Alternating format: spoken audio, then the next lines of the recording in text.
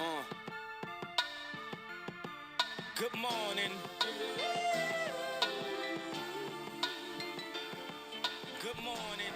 Let's just see if we can have a minor conversation and my audio records correctly. What do you want me to say? Ted, this interview is because your parents have called me and they think that you're gay. I don't think that's accurate. Really? Either that or you're some type of, like, it's semi-robotic sort of? That No.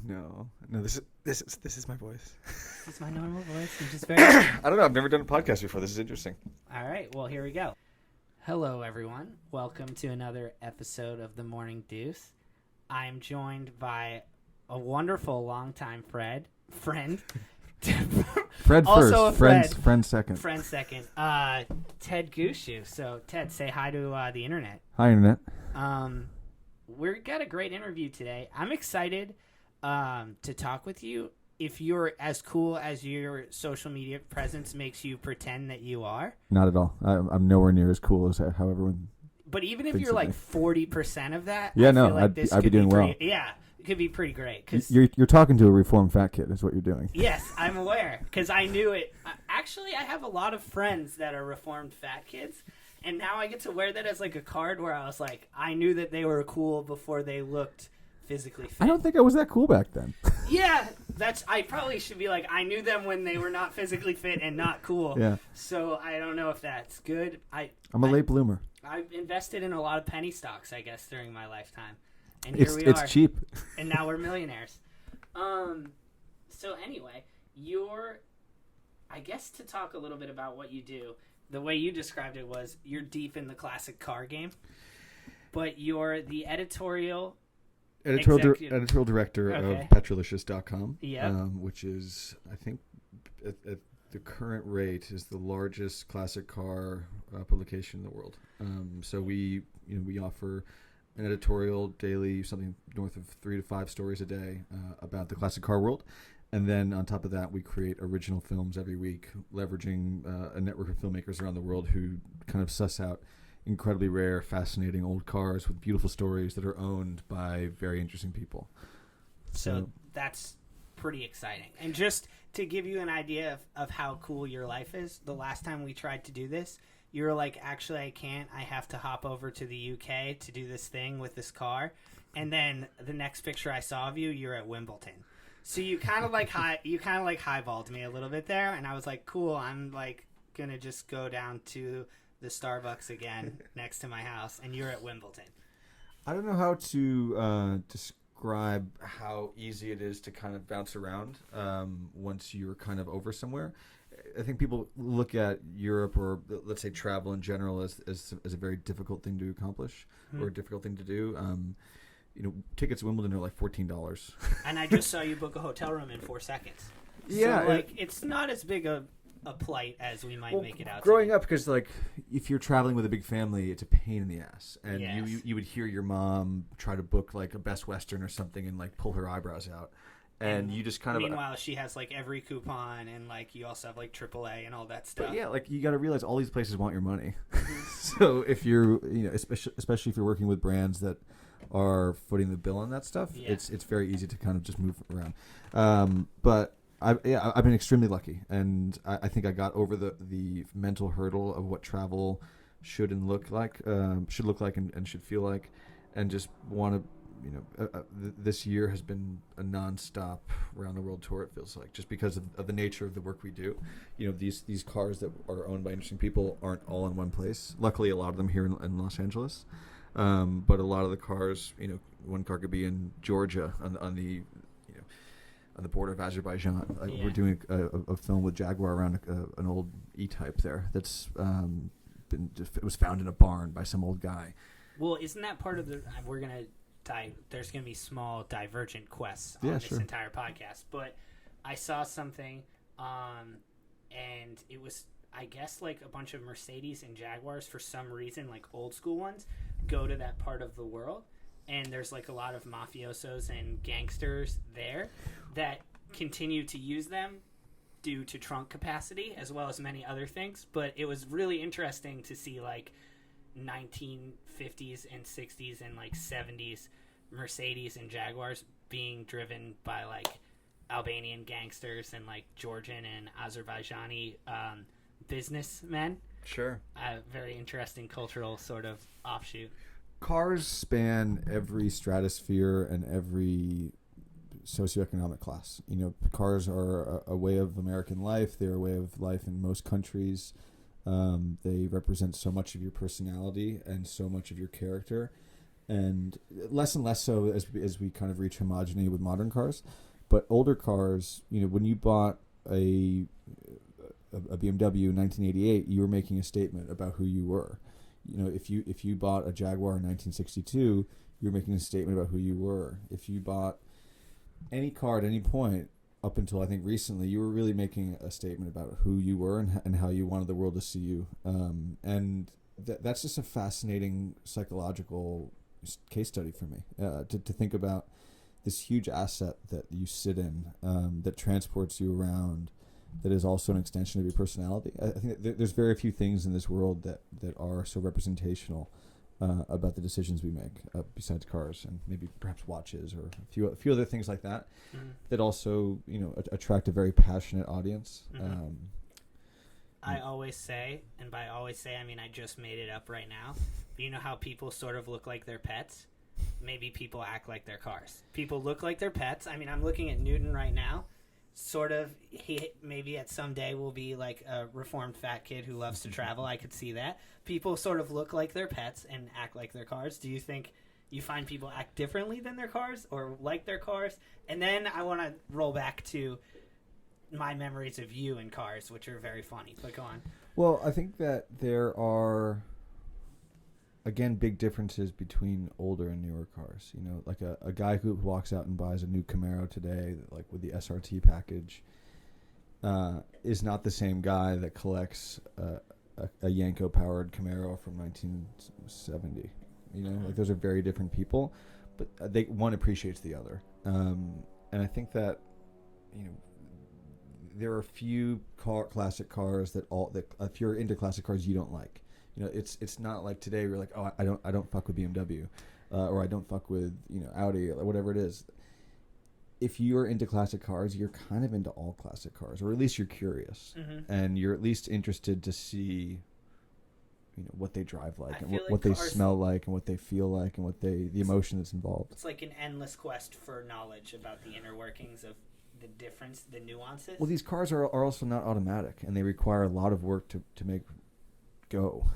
Yes. You know, for these cars to even go forward, requires a lot of patience and a lot of dedication. So you have this sort of Zen Buddhist mentality about a lot of this because you are so engaged in the driving experience. You're shifting the car, you're doing all that, and that's very rare. And today cars are automated. You know, quite literally. You know, people are driving automated cars or being driven in automated cars. I was going to say they're not even necessarily driving so automated cars. It's becoming anymore. a passive experience where, you know, older cars are in a very active experience, and that audience base is just so powerful. You know, all they want to do is hang out and talk about it on a Sunday morning. And in my past, like growing audiences for different publications, I've just never experienced that level of commitment and kind of esprit de corps and just engagement. That's what's been really, really special for me. All right, so let's start about my memories of you in cars. So first off, because I was thinking about this last night as I was driving up here, you were like the first. So we spent summers together on Martha's Vineyard for a while, sailing and getting into trouble and whatnot. At your awesome godfather's house, which is like still epically sewn into my memory as just being one of the coolest. It's still there, and it's one of the coolest places ever. That place is awesome. But you were like the first one of, I feel like, our group of friends to get a license, both because I think you could get one slightly earlier in Connecticut, maybe, and you're just like a little bit older. I think I just didn't want to wait. You know, I was 16 in one day when I was at the DMV with my mom. Yeah, and my memories of you are driving 98% of the time barefoot, which you greeted me today barefoot, and you're currently barefoot, so some things have not changed. Yeah. But and then I remember you having an awesome sound system in the back of your car and being like in our mid to late teens just bumping up on Circuit Ave, and your red Jeep that you had. Yeah, fire truck red Jeep Grand Cherokee V8. Yeah, that I had two 12-inch subwoofers in the back end. And yes, it got loud. It got pretty exciting. But aggressive. It was very aggressive, and just trying to pick up girls and never just failing. Yeah, never winning, but always valiant in the attempt. And you went from that to like driving some of the most rare cars in some of the most pristine roads across Europe and watching. I wouldn't say pristine. They're definitely roads. How does one make that transition from the fire engine red Jeep to get to where you are today? Like, have you always had this love for cars? I mean, I see the photos in your room of you next to some pretty classic cars. I remember vividly the photo of your godfather. Was it in a Model T? Or he had some antique car in his bathroom, and it was like photo of him just smiling over. Like, there were several photos of him in cars in his house. Maybe, I'm not sure. Yeah, Mickey Graham is a classic car collector. Yeah. And a racer. My family's always been a car family. I was brought home from the hospital in a 1982 911 SC Porsche. My dad always had interesting cars back when they weren't expensive. You know, back when you could buy, the 90s, you could buy a Porsche for $4,000 or $5,000, and that was just a car you drove. It wasn't necessarily, a $400,000 or $500,000 investment like some of them are becoming today. Mm-hmm. The Porsche I drive is my father's, and it's a 1976 911S that was bought for $5,000 from a friend of his, and it's been in our family for almost 30 years. So, and how much money have you put into the car since then? We probably put in aggregate like 20 or 30 grand. Yeah. Over 20 or 30 years. Just like labors of love to keep this car. No, like we put a new engine in it from 1988, so it's very powerful now. Uh-huh. But it doesn't look powerful. It's just very subtle, and it's a very important car to us. But we've always been around cars. My dad and his father and my uncle ran a casual body shop. They would buy totaled cars back in the 70s and 80s and fix them. So like my dad met my mom. He was driving a 1968 Aston Martin DB6, which is today a $600,000 car. Back then he bought it for like $2,000 because it had been in an accident. And he fixed it, and then he drove it. So it was, like so many of these things that everyone kind of associates with being symbols of wealth or symbols of excess or symbols of that.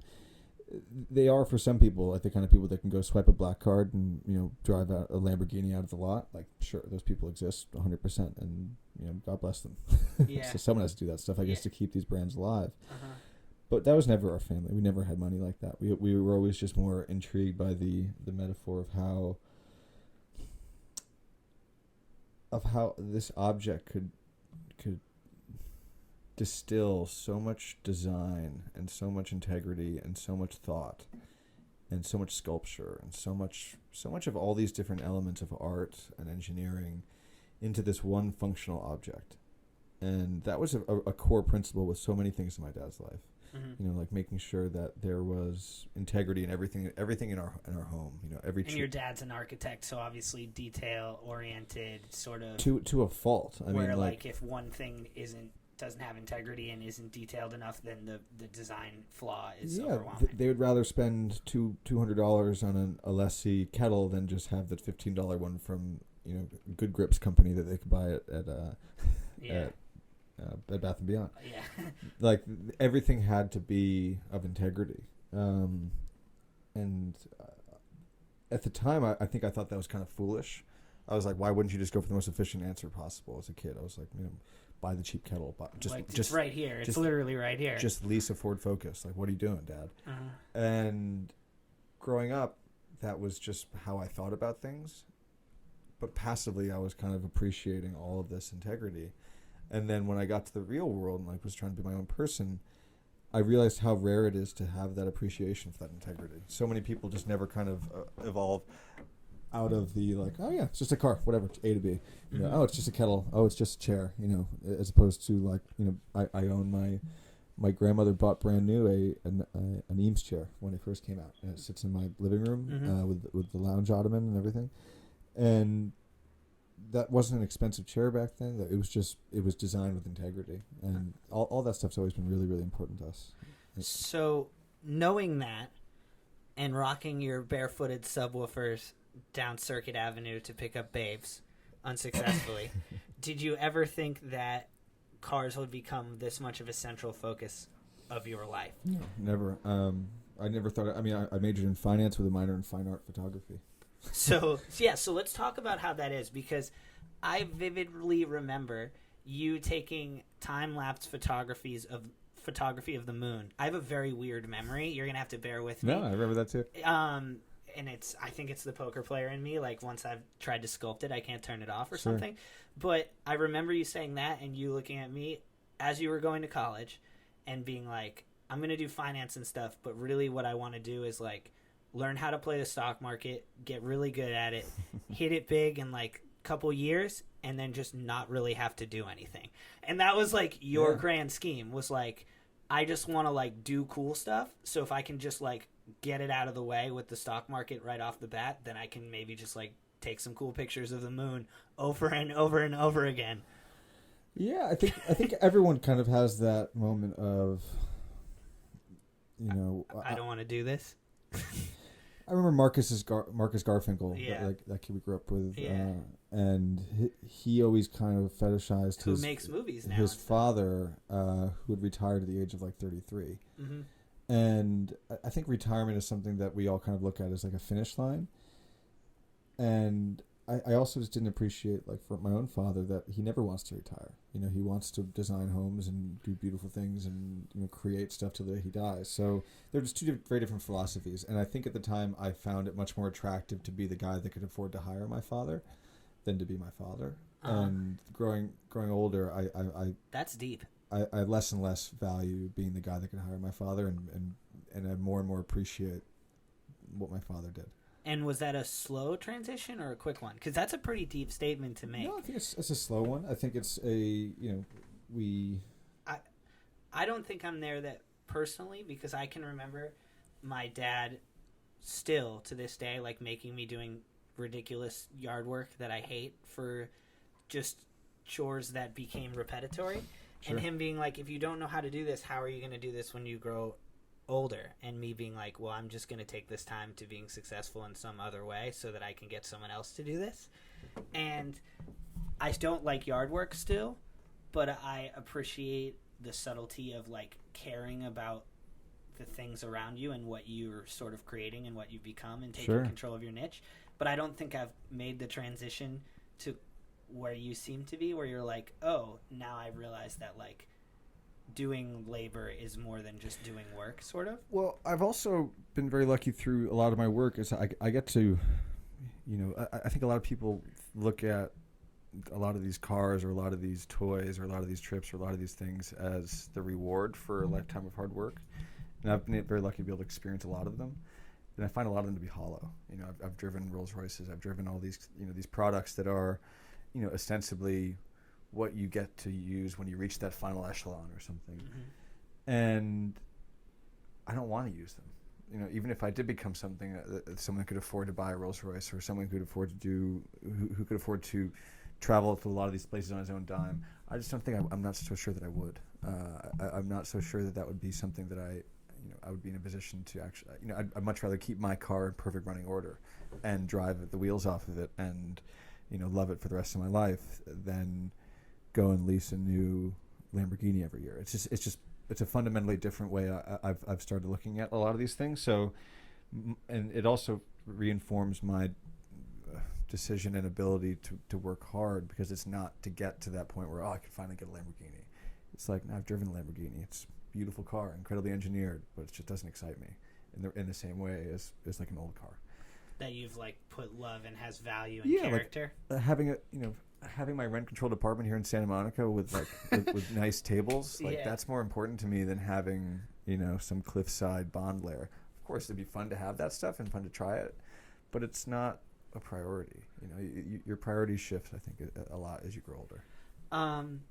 So let's talk about a little bit. That's a good transition to how you kind of got to where you are. So, like you said, finance and photography. And then I graduated into the recession. Didn't get to use my degree once. Yep. I was a DJ for 2 years. Okay, so talk about that, and then was a club kid. Was just, you know, working New York's best nightclubs, just playing music at drunk rich people and Yeah. met a lot of people. I met a lot So of. you were Zac Efron from the new movie. I can't say yes or no because I've never seen. If I were you, knowing that there are female listeners to this podcast, I would just go with a solid yes. Female listener. And then just move on. Yeah, the one female listener, I would say yes and then move on. So you're Zac Efron in your early in my day to day 20s. life as well. I actually am Zac Efron. Okay, yes, guys, the secret's out. So working clubs in New York as a DJ. Yeah, it was a. This was early in DJing because this had to be what, like 2010 or something. It's 2010. It was. Like it was just mid DJing, like when it starts to pop off a little, where everyone sort of. You learns could that make they real can money be a doing DJ. it. I was making like $1,000 a night cash, and was like, oh wow, this is scalable. And of course, it isn't scalable because you turn into a night owl and you don't function properly, and you're exposed to all sorts of crazy people and drug scenes that are drug scene just gets a lot of control, and then like the girls are not 100% what you want them to be, and everything looks very glittery and glamorous, but then you wake up and it's it's kind of hollow. So you knock on it and there's not much going on behind the scene there. So I did sort of like the Lamborghini that you were talking but about. like all of this stuff, yeah. I'm generally just very curious about all of it. Like I want to go to the palace. I want to see what I want to touch the metal on the handle, and then I want to be like, oh, this metal's shit. Like I want to work in the nightclub scene so that I can know that I never want to go to those nightclubs ever again. Okay. I want to drive the Lamborghini so that I know that it's actually overrated and like it's not something for me. And I think that's something that I've been very fortunate to be able to do, to try a lot of these things to suss out what's bullshit. And a lot of it's bullshit. Yeah, that's actually probably knowing what you don't like is sometimes invaluable in comparison to knowing what you do like. Like, oh, I did this and it didn't work for me, or like, I think that's the Steve Jobs quote, which is like, you can't connect the dots looking ahead, but then like as you continue moving forward, you are what the dots behind you made you. For That's sure. definitely like a real thing. So club scene ends. And then it overlaps. I was a management consultant for a year. Did that. Okay. Did leadership training for Fortune 500 companies and a couple government organizations. So spent a bit of time out in Cleveland with NASA.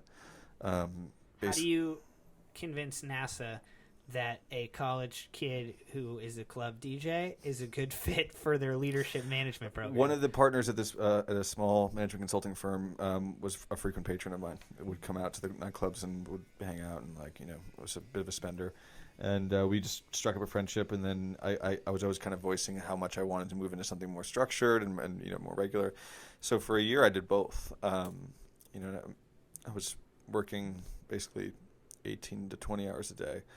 And I was losing a lot of hair. I was going to say, were you happy? No, I was covered in psoriasis from just all the stress, and my body was rejecting all of it. That's how it was for me when I worked nights. Yeah, I was 21. I was making like $120,000 a year in New York. I was like, oh shit, this is great. Like, yeah, you think you're having a great time because you have all these boxes checked. You got the hot girlfriend. You got everywhere you go, like it's interesting. Like people are happy to see you. It's very attractive, but then your body is like slowly caving in on itself. Yeah. So, but I had a great time going out to Cleveland and meeting with NASA, and we basically focused on anti-silo work. So you have all these huge organizations, especially government organizations, that are working on really complicated projects that have a lot of moving parts, that have a lot of very brilliant people who are not socially trained to share ideas. So if you're an engineer, odds of you understanding how to go explain your idea to somebody in a different department are very slim, especially if you're working on something as high level as pulse fusion drives that are trying to create engines to go to Mars, that kind of thing. So that stuff is super high level, and then our job was basically to try to get everyone in a room. So it was something as rudimentary as organizing socials, as organizing. So was it like a cube job? Were you like a regular office monkey at this thing, or no? We would come in suits and just tell people what to do. It was cool. Have you ever been in like a cube job with like a blue button down and a water cooler and like a small desk? No, I mean when I worked when I did super compressor for Thrillist, that was in like an open office plan. We had water coolers, but that was, it's still not your 9 to 5 thing. So you go from this, and then you start writing more and more, from what I understand. Well, so I did. When I left consulting, because it was either go to business school or not, and I chose not. Largely, I think, because business school was a networking opportunity, and I had a pretty solid network at that point. And it was also, totally hubristic. And I think that the next step was, I was going out to Sundance Film Festival with a friend who was cruising out there, and I asked my friend Elizabeth Spires, who was the editor of the New York Observer at that time, which is owned by Jared Kushner, son-in-law of Donald Trump, if I could cover parties out there and just kind of do it up. And my friend Carson Griffith was there with me. Cover as in write about? Or yeah. I was so like, DJ Ted's not getting back on the ones and twos? I just wasn't confident that I could kind of bullshit my way into these parties at Sundance, so I wanted an ironclad excuse. Actual reason, yeah. Yeah, and I wanted to meet all the people, and I wanted to, try it out. And it was like, $20 a poster or something. It was nothing. It wasn't a monetary decision. Mm-hmm. And I basically got a full stop yes, like, go for it. Like, they'd never, it's a New York-based newspaper. They had no business covering Sundance. They're like, yeah, fuck it, whatever, go have fun. Just, do your thing. And my friend Carson Griffith was, at the time, I think still is, one of the most respected gossip columnists in New York. And so she was there with us, and she was just like, here's what you do, here's everyone you got to know, blah, blah, blah, blah. And, like, fast forward 3 days, I've interviewed, like, 30 celebrities, and I've put up, like, 10 blog posts, and I was walking around like covered in swag. Yeah. and I was just like, this is fucking sweet. Like, I've got new Sorel boots, like Oakley glasses. Like, I just met Justin Long. Like, everything was coming up, spades. I wasn't making money, but it was like, oh, there's something going on here. I gotta knock on this a little bit too, see what it's all about. So I ended up doing that for a year for them, going to almost every party in New York for a year, meeting everybody, interviewing Tom Brady, Arnold Schwarzenegger, all these, big names, because they're just out at these things, and New York is obviously known for that. Mm-hmm. And like you said casually yesterday, you hung out with the Chelsea soccer team because you sold a Porsche to John Terry, and you said this. I think I brokered a Ferrari sale for John Terry. Oh, there it was, yeah. And you said this as we just casually walked to breakfast. Well, I also just didn't really know who John Terry was. Yes, who happens to be like the captain of England's soccer team, but yeah. It's just funny, like, the way that you said it. Like, it was just kind of off the cuff. And I don't know.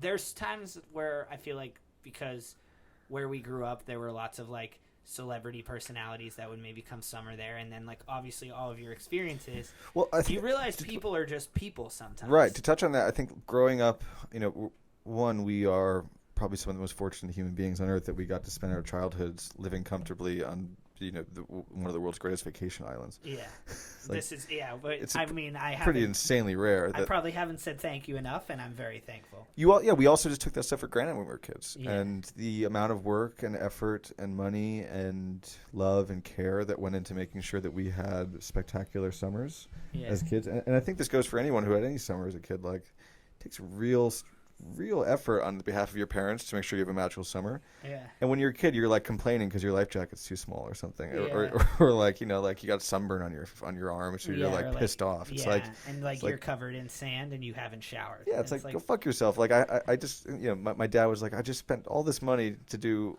to make sure that you could afford to have a slice of pizza. Like it's just. In retrospect, it was really cool to see how much love and effort went into making sure like guys like you and I had really special childhoods. So that maybe, but no, sorry, no, that's overtly true and digresses a little, but it's very true because having that knowledge of what went into that maybe makes you have a knowledge of the effort that a person put into their craft to reach the stature of a John Terry or a filmmaker or a Tom Brady or whomever. Well, it was also just an equalizer back then. Like, you would run into Cat Stevens at the merry-go-round kind of thing. Yusuf Islam. Yeah, you know what I mean. So like it was just like it was very. You got to meet these people because of the environment at a peer level, and not as a fanboy or girl like holding out a pen and a piece of paper standing in line outside of Madison Square Garden. Did you feel at a peer level with someone like a Cat Stevens? Not at a peer level. I meant like you're meeting them contextually. Yes. In a place where they're open to meeting people, as opposed to a place where they're shut off. So you don't get the impression that these people are different. They're just people of accomplishment. So I think that definitely is something that has come into the way that I am able to talk to people. I just, like, I didn't know who John Terry was, and I had a 8-minute interview with him about classic cars, and then introduced him to my friends who were going to sell him a Ferrari, and like that was totally easy for me to do because I didn't grow up hoping that he would sign my soccer ball, but millions of other kids did. Mm-hmm. So I think it's just very. It was an interesting way to grow up, and it's now manifesting itself in a really comfortable way to meet people. So you go from having a network base already to then building a very interesting perspective on a lot of very important and sort of influential people. And then how does that roll into your idea to start Super Compressor? And then maybe you should probably explain what Super Compressor is. But people know what it was. It's now Thrillist Tech, Thrillist Lux, and Thrillist Cars. Uh-huh. I was really in love with uncrate.com, and I still am. It's a great site. It's just really clean, easy to use. Like, this is an awesome thing you can buy really right. Well, yeah, like, this is awesome. Go buy it. And I actually had. You're like, I like awesome things, so I'm gonna buy that. I had a blog when I was, I don't know, maybe 19, 20, 20 or so while I was in college, and it was just called These Are Things That I Want.com. Uh-huh. And it was I vaguely remember it. It was just me finding stuff that I wanted. Like someday, it was like, Was it like, you by yourself? Just I was just bored one summer. It was like it was a Tumblr blog, I think. I made it. And a lot of the stuff would get picked up on Uncrate, and then when I was looking for basically, so after I left the New York Observer, I went to build an editorial product for a hotel chain, and I did that for a year, and it attracted a lot of attention because I was employing like Vanity Fair writers to come, write anecdotes about 1980s New York and what made it great. And I think that that attracted a media group that was looking for new ideas, and I had in back of my mind, these are things that I want.com. And it was just like, how could I do this full time, and how could I brand it in a way? So I came up with the idea for a site called Super Compressor, which was a reference to a vintage, a 1960s style of dive watchmaking, which meant that at the surface level the watch was competent and water resistant, but the further you dove, the more resilient it became. So my idea was to take the Uncrate model of like, here's a cool new toy you can buy today, and then actually delve into it. And the deeper we would go, the stronger we would be in our knowledge base. So we wanted to be those guys at the bar that would be like, oh, cool, that's a cool diving watch. Like, what's the story? Oh, it's great. It's $200. You can buy it. Like, it's awesome. But then if you pressed us on it, like, why is this a good diving watch? We could actually go into, a deep conversation around what makes this thing interesting and what makes it historical and what makes it contextual. So I wanted to have that user behavior satisfied, where you just want a quick skim and want to learn about some new cool stuff, or if you want to learn about how that stuff works, we'll also be the guys to tell you that. So we scaled that over 2 years to 2 million users a month, and then. So you kind of bumped through that really quickly. How does you decided you wanted to start this? I was approached for ideas, and they. Did you get a team together, or how did this I work? started solo, and then I built a team. Just as you were netting a little bit of revenue, you just invested it in other talented employees. I was using a framework that allowed me to create slots to fill with really talented people. So they had a model for how to scale this thing. I adopted the model. I used their funds to get us off the ground. And then as we were starting to land major luxury ad clients like Cartier or, basically Thrillist had never had automotive advertisers before, and all of a sudden I was exposing them to Mercedes, BMW, because we were talking about these products very naturally. And those people have lots of ad revenue ad dollars. 60 to 70% of any given year, the ad market is completely dominated by. As you know, automotive. If you've ever seen a sporting event, 2/3 of all the commercials are just buy this car. They spend the most, and that was something that our media group was very, very focused on and winning, and we won it for them, and I was very proud of that. But then I was also at a point where I wanted to focus on building something of my own that I wasn't a minority shareholder in, because I was 24 when I started that. Uh-huh. I basically looked at it as like, okay, this is 2 years of the best paid business school you could ever go to. Mm-hmm. And I took that opportunity and loved it for 2 years, and then was approached for another opportunity and took it. So I remember talking to you just like briefly. We sort of interweave. It feels like something happens where I'm like, hey, this thing you did is really cool. Good luck with that. How's this going? This is cool. And one of the more recent times I remember being like, hey, some of the stuff you're doing for Super Compressor is cool. What are you up to? And you were like, actually, I'm moving my whole life to California, and I'm going to start writing for this auto car company. It should be pretty cool. And then, like, 2 weeks later, you were like, yeah, I went to Jay Leno's garage. And I was like, what the hell is going on with Ted Gushue? Like, how did he get from there to here? So how do you got headhunted, and then you were just like, okay, this is enough to make me drop off? We had worked together before. Our publications were definitely of a similar aesthetic. Super Compressor and Petrolicious. Yeah, and I was out here for work, and he asked me for a cocktail, had a drink, and had another, and then another, and was like, yeah, we started looking at what this would look like to scale, and how it could be attractive, and how the opportunity is quite rare to scale something so focused. Everything, GQ is all over the place. Esquire's all over the place. Yeah, you make fun of their advertisements because they're just so poorly geared. Well, they're trying to tell you, what scotch to drink, what girl to fuck, what car to drive, what tie to wear, all these things that, like, ultimately, it's a little bit presumptuous. And also, like, so they can be subjective. It's totally subjective, and you can't just pass people down from on top of the mountain high like the 10 Commandments and how to dress and drive and sleep and all. It's unless you're Kanye. You forgot Kanye is Moses in this example. We have access to too much information too readily to value that service. That was a service that was very valuable 30 years ago, because if you were a guy who wanted to know what was up, you didn't have the internet to go peruse. You didn't have 20 websites that were offering you interesting opinions on how to do that stuff. You had GQ or Esquire. You were either GQ guy or an Esquire guy, and you were like, there wasn't much in between. So several cocktails and a niche medium. Yeah, I was really turned on by the idea of growing a hyper engaged, hyper focused, very genuine audience who was passionate. Just unbridled passion, and just really wanted to contribute to a conversation as opposed to just take away from one. And I always talk about thresholds. That's sort of something that I found as I do my podcast, which is exploratory and cathartic in some ways for me. But I remember the first journalism class I ever took in college, and the words were, a journalist doesn't tell you what to think, they tell you what to think about. Now, whether or not that still holds water, that can be argued forever. But I remember just making what I've sort of talked about is people thinking about where their thresholds are to make a decision or to hold opinion or something like that. Like most recently, I was talking with someone about the threshold to go vote.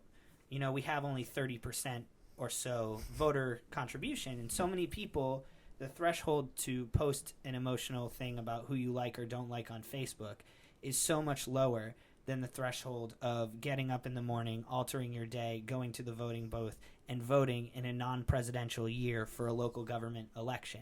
And yet that person in the local government has a lot more to do with policing in your community than maybe your Facebook post does. Well, I think that there's a few reasons why that is, and partially that is because there should be a technologically advanced way for us to vote.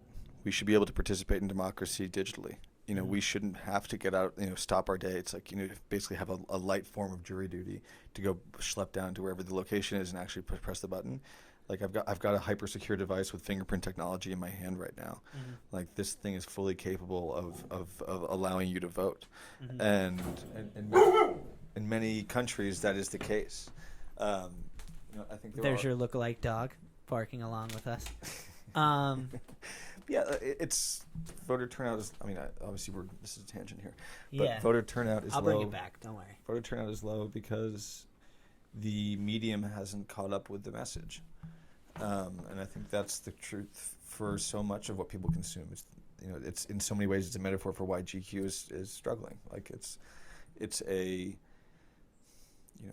you still have this message to disseminate, or you still have this action to ask someone to do, but you're making it very difficult for them to consume it or to action upon it. And I totally agree with that. So when you look back at your threshold to leave a company that you more or less built on your own to 2 million users, active users, and people involved in what you're contributing, what did, besides just a niche audience, what did Petrolicious offer you that surpassed your threshold to be like, hey, I'm going to uproot 3,000 miles of something I've already built and get off the safety net and flip to the other side of the country? And I say that fully knowing that I also moved across the other side of the country from a job that I had built something from. So I'm wondering what your threshold was, because I know my own. It was quality of life. I saved $400 a month for an apartment 3 times the size, 8 blocks from the beach, and I have an old car here that I love and get to drive every day. I have my dog. We go on 5-mile walks total a day. Yeah. And that's amazing. And I go to dog parks, and I can go hiking. I can drive up to San Francisco. And there's still a wormhole back to New York. Like it's a 4-hour flight. It's nothing crazy. 4.5-hour flight. 5 hours back. And I racked up enough air miles over the years to make it cheap and easy to do that. So I can go back whenever I want. I think I put enough time in New York where I'm not going to lose my place there, and it's going to be fine without me. All my bartenders are still there. All my friends are still there. All my ex-girlfriends are still there. Everyone's still there. Yeah. And if I want it all back, I can go get it. It's like it's in a storage unit to me, and I needed to go, kind of test a model and see if I could be happier out here. And the answer to that question is a resounding yes, I can be. And do you think this goes back to your sort of like, I want to touch the steel and see if it's good metal, I want to drive the Lamborghini and see if it's fulfilling to me, like I want to live in Southern California and see if it is something that I like, or I can go there and just be like, oh, it's crap, and just go back to New York? Is it fall in that same vein for you? I want to try it all. Yeah. I think I'm just naturally really curious about everything in life, and I want to try the drink. I want to try the trip. I want to try the car. I want to try the house. I want to try the life. I want to try try everything.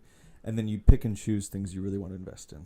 Like I really wanted to invest in having a dog, and he's right there, and he's amazing. And he's a puppy, and he's a nightmare, but he's a big part of my life now. Yeah. And I chose I realized something that was really valuable to me was engaging with a really intelligent, passionate audience, and like, cool, I keep that. That's not hollow. And then in terms of my relationship with Los Angeles, I don't consider myself an Angelino. I think it's just very easy and comfortable to live here. 15-20 minutes to the airport. I live 8 blocks from the beach, like I said, and I have a rent controlled apartment. Like it's really, really nice, and I have access to the parts of the city that if I want a city experience, I can have. If I don't have to have them. It's really nice. So, curiosity drives a lot of people, but not everyone is always willing to go just get and try everything. Either they don't have the opportunities, the network, or it's just not within their nature. So people sort of get to live vicariously through you a little bit with your super compressor and your Thrillist and your Petrolicious. Do you think about that you're like, now I found this cool way to try things out, and then people who don't get the opportunity get to sort of see it through my eyes? Yeah, and I hope no one ever assumes that I'm kind of like dangling in front of them like, no, I've done this. I mean, if they ever met you, they would find that you're like the least and you've always been like the least pretentious human being I've ever known. I guess I'm just really lucky that this all kind of worked out, but you're giving like a gift in a way to try to convey to someone what it's like to drive, Yeah, some like 12-year-old kid who lives in the Midwest might not get to drive a $24 million 1964 Ferrari 250 GT short wheelbase. Like that's a very special car that there's like a handful of in the world, and like I've been very lucky I get to be in one. So I consider that to be like, this is my duty to go tell that story, and it's storytelling. It's like, what was that experience like? Tell me what that was like.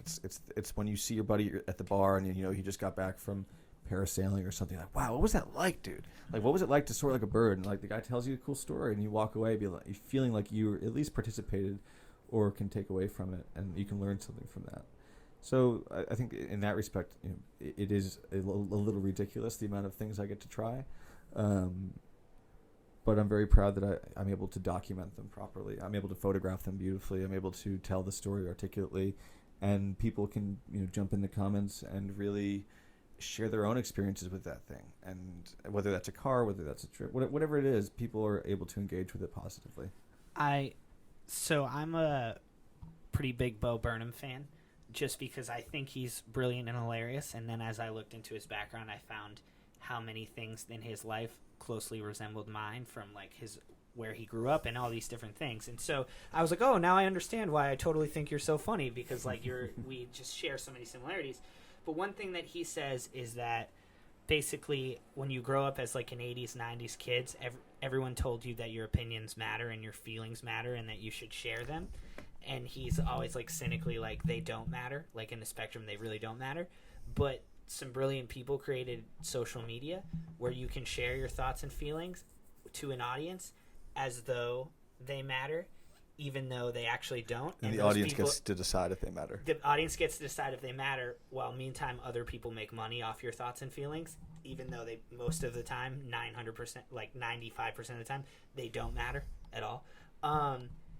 How do you sort of, because you're, for all intents and purposes, a social media expert in terms of navigating through and with people, how do you determine, or what's the key to connecting to the audience on social media with thoughts and feelings that maybe actually do matter or at least resonate? Just do awesome shit all the time. Literally, that's it, right? Never not be doing awesome shit. In so many ways, that's the simplest way to describe it. Is just like make sure that you're never driving a boring car. Make sure that you're never. These are things that are ridiculous to say out loud because obviously people need to get to work and they have to drive their own car and whatever. Take a subway. I'm in a position where I get to choose to not do something if I don't find it exciting, and or interesting. And when I drive a car, or when I go on a journey, or when I do whatever I do, I share the experience, and people have basically crowd voted like, okay, we want to see more of this. Like, here's my digital here's your internet token, like give me more of that. So it's very informed by what people engage with. Like someone, like maybe my first car photo I put up, people were like, wow, like this guy takes great car photos. I want more of that, so I'm giving them a like. And they're telling you they want more of something. So the next day you go, what should I post today? You're like, well, everyone yesterday loved car photos. Like, maybe you shouldn't post a Simpsons cartoon. Maybe people are telling you that they really value this part of what you're able to tell, what story you're able to tell here. So you invest in telling more of that story.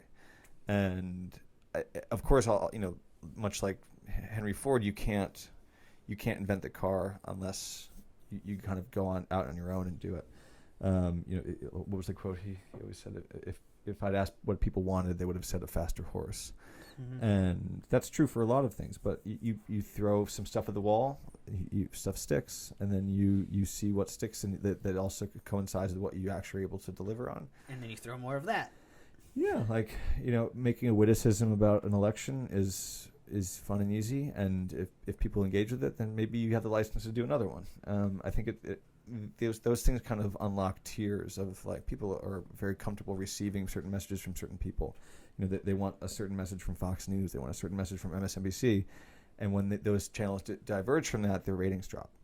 And that's kind of not necessarily how I think about my day-to-day life, but I have a lot of data that tells me how what stories or people are interested in engaging with, and you just kind of drop out the ones that people are less interested in engaging with. Doesn't mean you don't tell those stories, but maybe that's a story you tell in person. Maybe that's a story that you save for a beer with an old friend. Like the stories are all valid, but it's just about knowing when and where and how to deliver them. And I don't necessarily want to see my mom share a Donald Trump article. Like I love my mom. Like I'm excited to see her when I go home. Like, and I'm excited to talk about like her dog and like what's been going on at home and like moving my grandma around and like yada yada yada. That's the story I want to hear from my mom. Like, hey, had a tough day today. Like, let's say like something like grandma fell or something. Like here's where my head's at on that. Like that's a story that from my mother that I would be like, okay, let's talk about this. This is worthwhile. This is engaging. Like not in entertainment, but in like this is an important part of our relationship. I'm here for you. as opposed to like, some rich friend of hers who says that we have to vote for Donald Trump, and she's like, wow, well, this person said it, like maybe we should share that. It's like you haven't invested enough time and thought to share to share something, to share political beliefs. Well, that's like their articulately. Yeah. But like, my friend Matthias Schwartz works for The Intercept, and he does some of the world's greatest political reporting. And when he shares a political opinion, I find it engaging and interesting, and he does a beautiful, beautiful job, uncovering something about the world that I'd never even thought to appreciate. Or he'll go down to Jamaica and like interview the president that leads to his impeachment, and he did that for the New Yorker. So those are really interesting stories that okay, cool. I want to hear that from Matthias Schwartz. I don't want to see my mom share a Quartz article. Yeah, yeah, I understand that. All right, let's do some rapid fire because you said things that are interesting. Who is the most interesting person? First off, you're like the most interesting man in the world, like in real life. You're like, I drive a classic car, I travel all these I don't do anything I don't find interesting or I want. And I'm sure I'm not the first person who's been like, Ted, you might be the most interesting man in the world. How often does that show up in your life? Sorry, how often do people say like you might be the most interesting man in the world? Because I can't be the first person to say that. Like, I feel like you're the guy who drinks Dos Equis, but doesn't actually drink Dos Equis. Yeah, that's the funny part about the most interesting man in the world. He would never drink Dos Equis. He would never drink Dos Equis. That's such a brilliant campaign. Does that come up? Do people compare you to that sort of because the mediums I work in are so passively consumed? I think people sit there with kind of can sit there very easily with like and you could say this for any of these guys that have become like Instagram celebrities or. Like Chad Burkard, surf photo guy who like travels the world seemingly endlessly. There is a bit of smoke and mirrors involved. Like, I can do a latergram or something or whatever it is. And so people might extrapolate that I might be somewhere where I might not necessarily be. Yeah. But in general, I get a lot of positive feedback. Like people are engaging with the stuff for a reason. Like, because it's interesting, because it's cool, and you get to be part of that. You get to be the vessel. Yeah, I'm super lucky, and I can't say that I'm like like last night I met that guy John Terry. That guy's worked every day of his life since he was 2 years old to be the best soccer player in the world, let's say. I don't know if he is. He's close enough that we can lump him into the large category. Like that guy has slaved away since he was born, essentially, making sure that he was the best at what he does. I haven't. I've been extremely lucky, and I've been prepared at the right moments when certain doors open. That guy engineered his success. I've come to this point where I just keep pulling the thread, and the sweater keeps unraveling, and people like a unraveled sweater apparently. I don't know. It's tough to say. I get a lot of positive feedback. I work with a lot of big brands and a lot of PR people, and the feedback is overwhelmingly positive. Because I'm offering up something of quality that people can just immediately enjoy. There's no you don't have to unravel a beautiful photo of a car that you remember from your childhood. That's pretty straightforward. But yeah, I do receive a lot of like what the hell? Like, how did this happen? That's awesome. Yeah. All right, we'll go rapid fire now. Who is the coolest famous person that you feel like you've interacted with, and why? Maybe like they surprised you, or you were just like it was because you had always appreciated them, or what do you think? I had coffee with Jerry Seinfeld yesterday. Yeah. He's pretty low key. Yeah. Very, very low key guy. Very passionate about his cars. And I find something about how private he is kind of interesting and alluring in a way that I wouldn't have expected. I think that's a pretty interesting trait to have, to be just so zen, and then to also be able to go on stage in Las Vegas and blow your character up, stick your thumb in your mouth, and become this larger than life version of yourself. I think that's pretty cool. Is he like empathetic towards you, or is he like not necessarily empathetic, but is he someone who, when you get a cup of coffee, he's like, "How's things going in your life, Ted?" Or is it just more like? Well, so we did a film on his friend Spike Ferriston, and I set up that film, and They have this kind of like daily, they just go driving, and there's this place in Malibu called the Country Mart where everyone kind of hangs out, and we've all just kind of fallen in the same circle there. So it's a very like I don't make Seinfeld jokes in front of him. You know what I mean? No, like, yeah, but does he like care about you, or does the conversation shift to you? Ask about my car, sense? Like we talk about films that are going on. It's very casual like that. Like that's a very low key. Yeah, very cool. What about places you've been to? What's like one of the, when you look back, you're like, that's one of the coolest places. I'm so lucky to go. I got to go to the Cristo installation in Lago di Seo, the floating piers. I don't know if you saw that. Those huge orange floating piers out in the middle of the Lake Como, near Lake Como in Lago di Seo this summer in Italy. That was really special. Just standing on the water on this huge orange ribbon, looking out around you in the middle of Italy in the lake. It was pretty cool. I got to go with a really cool friend, and we stayed at Villa d'Este, which was one of the most special places I think in the world. I was up there for sure. Yeah, your memoirs are gonna be so badass, and then they're all on the internet, so they're not even that hard to write. Just gotta compile, copy paste. Yeah, compile. The coolest car you've driven, and I'm sure you get that question all the time, like which one's your favorite or whatever. Like which, you said it's more than just the car, it's like the one that feels the least hollow, I guess. I love my car. It smells like my dad when I get in it. It smells like my childhood a lot, and it's a really kind of visceral, like every time, because you do get homesick when you move away from home, and you do kind of want just like a little hit of like what it's like to be at home, and it's a really nice, like that smell just brings you right back, and it's cool, and to be able to drive it passionately and aggressively and have fun with it on the weekends is really cool. I mean, I'm looking at you now, and you can tell, like, the chord of empathy. I'm not going to say you're watering up a little, but it got dusty in here a little bit. Yeah. That stuff's important. You can tell, though, how viscerally you feel it. I mean, you've always been an empathetic person, and I am too, so, like, I understand that because I feel emotion strongly. Or maybe I'm just full of shit. I don't know. But you can't be, because you're not just saying, like, oh, this would be a good answer. It smells like my dad. Like, I'm looking at you, and you can sort of see the importance of how that connects you to home, even though you're not home. Yeah, it's again a really passive way to feel connected to something. Well, it doesn't seem all that passive. It seems fairly active to you in a different type of way. It's great. That stuff's important. In terms of other cars I've driven most cars. Most models of a lot of things. And does anything stick out in your head as like that was really cool?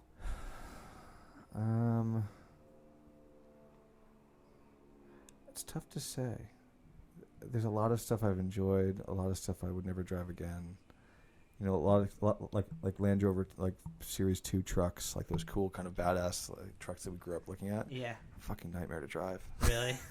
Terrible. Uh-huh. I raced a 1937 BMW 328 Berlin-Rome touring roadster on the Mille Miglia in Italy. So did like 1,000 miles in that. That's what I wanted to ask you about. That was my next question. That's a fascinating car. What was that race like? Like, how do you race a car 1,000 miles like that? So the Mille Miglia has been going on for 70, 80 years. And didn't they put a bumper sticker on the car? I did, yeah. And that's like, did people freak out about it? BMW is really cool. They're really cool to work with. Uh-huh. That car was, so in 1935, Mussolini and Hitler had just kind of built an alliance, uh-huh. and they were looking for ways to celebrate that. But it was still a very competitive alliance, uh-huh. and pre-war, obviously, or just as it was all kind of unraveling. Mm-hmm. And they had, obviously Hitler was someone who didn't like to lose, and he had commissioned BMW to build a long-distance endurance race car that was capable of winning a race between Berlin and Rome. And the car was commissioned by the Third Reich to basically be the most efficient way to get there possible. And this is before wind tunnels, before aerodynamic testing. Uh-huh. And so they built the chassis in Munich at the BMW factory. And they took at the time, which is their fastest engine, the 328 engine, inline six, and they bored it out for another 35 horsepower, which is like a 25% increase in power, which back then is crazy. And then they shipped the chassis up to Italy, strangely, up to a place called Carrozzeria Touring Superleggera, which had recently pioneered a concept around monocoque construction, which is an aluminum tubular frame with aluminum stretched over it. So it's Superleggera is Italian for super lightweight, Mm-hmm. and it was way ahead of its time. Almost aircraft technology when aircrafts were only 20, 30 years old, and all of that led to this silver bullet of a car. No seatbelts. The seatbelts didn't exist for 30 years after. Basically no windscreen. It's like a very small. I saw your windshield was more or less non-existent. And did you have incredible the car airflow? You had sex hair for days. It was great. Sex hair for days. The car weighed 750 kilos, had 135 horsepower, and could do like 140 miles an hour. And it was not much bigger than my bed. Mm-hmm. You know, it's tiny, and there's two guys in there. And I was my co-driver was the director of strategy for BMW. His name is Dr. Marcus Schramm, and he is like a 6'7" ultra marathon runner who smokes 2 packs a day.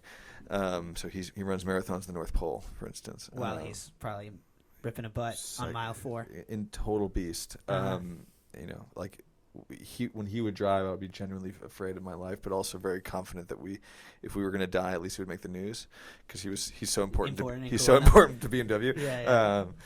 That was pretty surreal. But yeah, driving that car on the Mille Miglia. A bit of context: the Mille Miglia is a 1,000-mile race throughout Italy that was done initially as a tourism publicity stunt right around 1910 or something, and essentially all of Italy stops what they're doing. And they just pay attention to this for 4 days. And how did you do in the race? I was the 5th fastest American overall, or the 5th. We placed 5th. It's not about speed necessarily.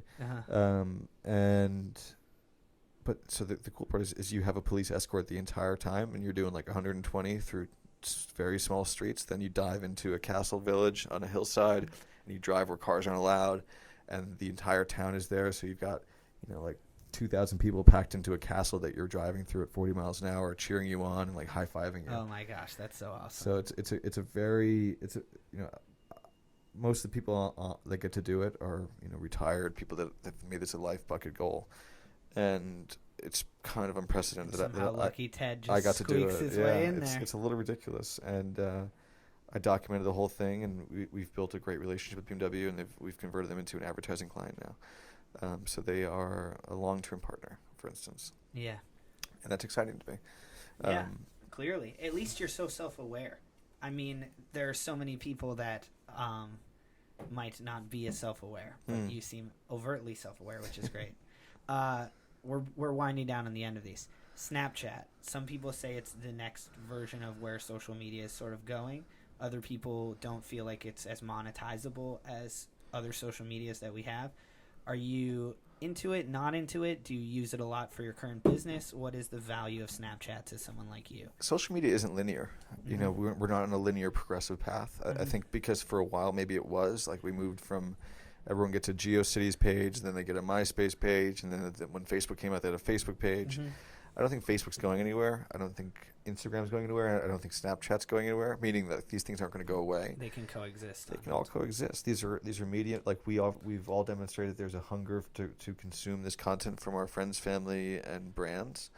And as long as that these kids expressing themselves. Yeah, well, the experience you have on Snapchat does not replace your Facebook experience, and your experience on Instagram does not replace either of your Snapchat or your Facebook experience. They're very different mediums, and whether or not you choose to consume an update from your friend on Snapchat or Instagram or Facebook will ultimately just be determined by, I guess, user bases that will vote with our actions, our feet or fingers. But I just don't see a scenario in which they all can't coexist. I'm not always in the mood to watch everyone's stories on Snapchat. I find the quality of the content there is generally lower, and it's generally less curated and less visually appealing, and lends itself more to situational comedy, which I appreciate sometimes in the mood for. But sometimes when I want to consume a beautifully curated Instagram feed, and I want to see what people saw in the world that day that was beautiful to them, and then when I want to hear about friends of my parents complain about Obama, like I go on Facebook. Yeah. All right. That's so true. If you had someone made it through this interview, but they're completely novice in the world of cars. No one's made it this far. No one's made it this far. You'd be surprised. We could say whatever we want right now. Boobs, tiny, nipples. Yeah, say it. That's like when that's from The Simpsons, and that's what Ralph says for a swear. He says mittens. Would you ever do that at the end of a podcast? Be like, if you made it this far, send me a tweet. I just want to meet you. I've done that. I've done that before, and Malcolm Gladwell once did that, or Bill Simmons. Someone did that in an article, and I wrote, and they didn't give me anything. I was supposed to get a T-shirt. It's total bullshit. And I'm not giving out a T-shirt if you're listening to this part. Yeah, it's just a T-shirt from your house. People consume stuff because you're interesting and Well, I talk a lot. If you're there, we'd love to meet you. You must be a fascinating person. If you made it to this point, you need to send Ted and I a Facebook message when we release this, and we'll do something for you. We'll respond for sure. We'll definitely reach out. Someone's a novice car person, yet they've listened to you. What, if you could give one piece of advice, what should a novice car person know about a car that they might not have looked into? Like, I don't know hardly anything about cars. I can drive a bunch of them. I drove taxis on Martha's Vineyard forever. I can drive pretty much anything. I feel comfortable driving pretty much anything. What should I know? What wisdom can you impart if you had to do one? This is where I life hack your brain, because the next question's another life hack too. So I'm just tapping. What wisdom can I offer? Tapping you. Learn how to drive stick. I do, so that's good. And that's the only car I can drive. I tried to get an automatic car, and it did not feel right. And then I tried another stick shift version, and I was like, since the 94 Wrangler of my childhood, I don't think I'll have a non-stick car. Yeah, it's just feeling engaged with that experience. And for me, it's very meditative, to be able to just kind of make my hands busy and make my brain busy in a way that's both active and passive at the same time. It kind of clears my head and allows me to think. The best thinking I do when I'm driving. Yeah, I love driving long distances. You can get very into yourself when you're doing that. I used to love the drive from college in South Carolina to Massachusetts in my stick shift Wrangler by myself. Yeah, it's very the hum of the wheels and the kind of the long open road. Very romantic. I don't know, just be open to that feeling, I guess, and not don't look at driving as just a way from get to A to B. It's an experience, and a lot of what you see in cars today that was is so car commercial. You should sell that to somebody. BMW, if you got this far, you should also Facebook message us, but you can't steal that. That's copyrighted by Ted. Sure. It's just not a way to get to A to B. It's experience. So write that down. That's Ted's. Yeah, I don't know. Just be open to that experience, I guess. And then when this comes out, people who are avid listeners will know that I'm quitting my job, and I'm hoping to take this podcast website thing that I'm developing and make a career lifestyle out of it, where I share my thoughts and interview some of the most interesting people and create and cultivate not only just an audience but a shared experience.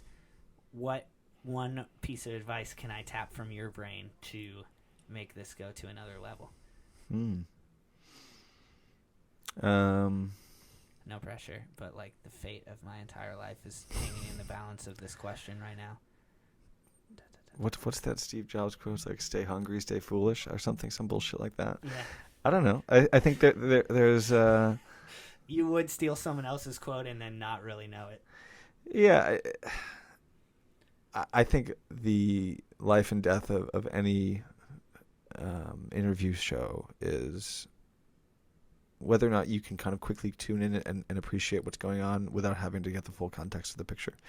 So, like, I can tune into Howard Stern passively and jump in there and, like, not know what was going on 20 minutes ago and not necessarily feel punished for not being there, but also very deftly kind of clued into what was there. And that's a very fine art that I think that that Howard Stern does really well, because he's been doing it for 30 years. But that ability to make sure that anytime anyone decides to join and join your conversation, that they feel rewarded for it and not punished for not being there before. And, if you want to reward them for coming back again the second time, that's cool. But make sure that every interaction's got to be positive. All right. That's good. So this part, I try to let the guest pick what song you want to end the podcast. And then this is what I'm going to do. I'm trying something new. I'm going to start collecting signatures from people in case they become super famous. I brought 4 markers and a piece of paper because you have to draw something original, so I can get a Ted Gushue original with a signature. Okay. You just whip something up on that while I find whatever song you want to end the podcast with. Goodbye Horses by Q Lazarus. All right. Well, we'll do that. I'll look that up on YouTube, and you get to sign away. So, are we done? Well, yeah, we're done. Okay, cool. Bye.